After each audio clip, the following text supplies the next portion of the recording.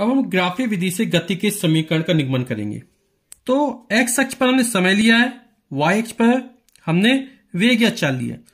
तो कोई कण यहां से चलना प्रारंभ करता है, यानी इसमें कुछ ना कुछ प्रारंभिक वेग है और वो स्मॉल टी समय में यहां पहुंच जाता है, यानी बिंदु ए से चलना प्रारंभ किया और बिंदु बी पर पहुंच गया।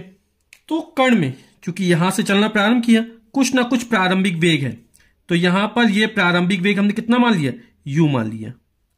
और जब बिंदु P पर पहुंचा तो उसका अंतिम वेग कितना हो जाता है, b हो जाता है। और यहां से यहां तक पहुंचने में, यहां से यहां पहुंचा a से b तक, तो कितना समय लगा, स्मॉल t समय लगा। यानी ये जो दूरी है यहां से यहां तक की, वो समय स्मॉल t को निरूपित कर रही है। कण का प्रारंभिक वेग u है, तो ये जो डिस्टेंस है, दूरी है, u की निरूपित करती है। और यहां पर जब पहुंच गया, यहां से हमने लंब डाल दिया, तो यहां तक ये जो दूरी है वो अंतिम वेग v को निरूपित करेगी। यानी ये लंबाई हमारी v है, ये लंबाई हमारी u है। हम क्या करते हैं, यहां से बिंदु a से एक लंब खींच देते हैं, तो ये बिंदु हमने मान लिया c है। अब हमें गति का प्रथम समीकरण प्रूफ करना है या निगमन करना है। यहां पर AB, तो इस AB की ढाल कितनी है, यानी इसका स्लोप कितना है। यदि BC की लंबाई बढ़ जाएगी तो ढाल ज्यादा हो जाएगी, जैसे ये ऊपर पहुंच जाए, या ये लंबाई बढ़ा तो ढाल कम हो जाएगी। यानी ये जो ढाल AB है वो हमारी BC और AC पर निर्भर कर रही है। जैसे हम त्रिकोणमिति पढ़ते हैं, ढाल जो प्रवणता m बराबर tan थीटा, और tan थीटा और लंब बटे आधार, यानी यहां पर ये जो ढाल AB है वो BC और AC पर निर्भर कर रही है। तो यहां पर A से B तक वेग परिवर्तन, और वेग परिवर्तन ही त्वरण। तो हमारा जो त्वरण है वो रेखा AB की ढाल पर निर्भर कर रहा है, यानी रेखा AB की ढाल या प्रवणता, और ढाल कितना हो जाएगा, ये BC बटे AC।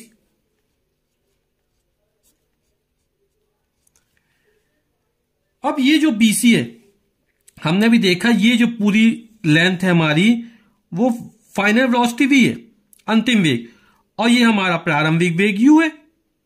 तो ये कितना हो जाएगा हमारा, इस पूरे में से ही हम घटा देंगे, तो जो BC है वो हमारा v माइनस u को निरूपित करेगा। B से लेकर यहां तक की वेग v, यहां से यहां तक u, तो ये कैसे निकालेंगे, इस पूरे में से ही हम घटा देंगे, तो ये हमारा निकल आएगा। और AC हमारा समय अंतराल है, तो BC का मान हमारा निकला v माइनस u। AC ये जो हमारी दूरी है, आयत बन गया, तो चाहे ये लिख दो चाहे लिख दो, बराबर हो t। तो हमारा v माइनस u बराबर 80 हो जाएगा। क्रॉस मल्टीप्लाई कर दिया, तो हम t का u का पक्षांतर कर देंगे, तो v इक्वल टू हो जाएगा u प्लस 80। ये हमारा गति के प्रथम समीकरण का निगमन हो गया। अब गति के दूसरे समीकरण के निगमन के लिए ये जो ढाल AB है, ये x अक्ष पर, यानी समय अक्ष पर कितना क्षेत्रफल घेरती है, तो वही क्षेत्रफल जो होगा वो हमारा चली गई दूरी को निरूपित करेगा। तो यहां पर ये पूरा जो क्षेत्रफल निकलेगा, ये इस पूरे क्षेत्रफल का मान निकाल लेंगे तो हमारा चली गई दूरी निकल आएगी। यानी चली गई दूरी S बराबर हो जाएगा A, ये हमने ओरिजिन O मान लिया, AO, और इस वाले बिंदु को हम कोई मान लेते हैं D, तो AODB का क्षेत्रफल,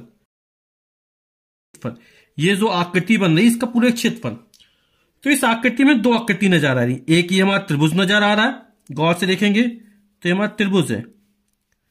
तो त्रिभुज यानी ट्रायंगल ACB का क्षेत्रफल,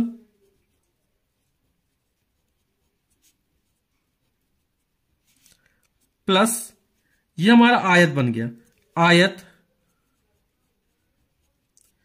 AODC का क्षेत्रफल।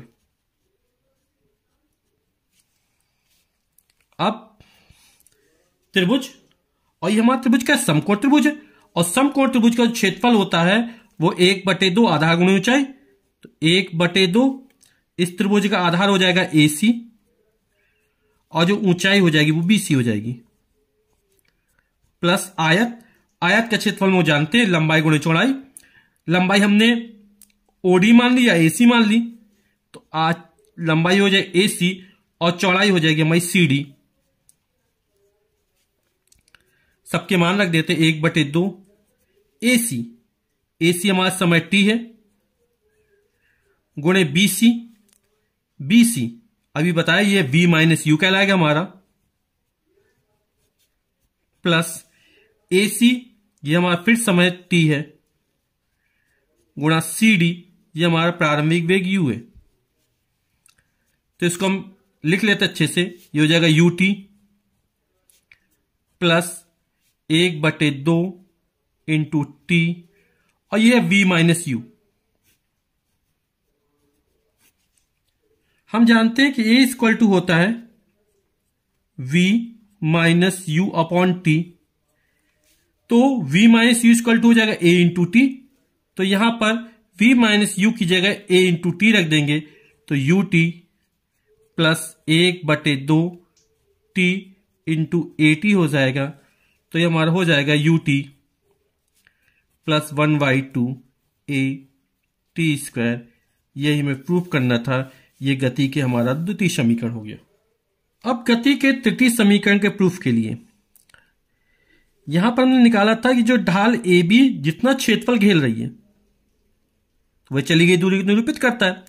अब यहां पर जो हमारा क्षेत्रफल है वो हमने एक त्रिभुज का क्षेत्रफल माना था, एक आयत का क्षेत्रफल माना था। नीचे वाली आकृति आयत है, ऊपर वाली आकृति त्रिभुज है। यदि इस आकृति को गौर से देखें, ए ओ डी बी सी ये समांतर रेखा है, ये चतुर्भुज बन रहा, यानी ये पूरा हमारा क्या समलम नजर आ रहा है, ट्रेपेजियम समलम। और समलम का क्षेत्रफल हम जानते हैं कि 1/2 जो समांतर भुजाएं हैं उनका योग और गुणे बीच की दूरी। तो हम वैल्यू रख देते 1/2।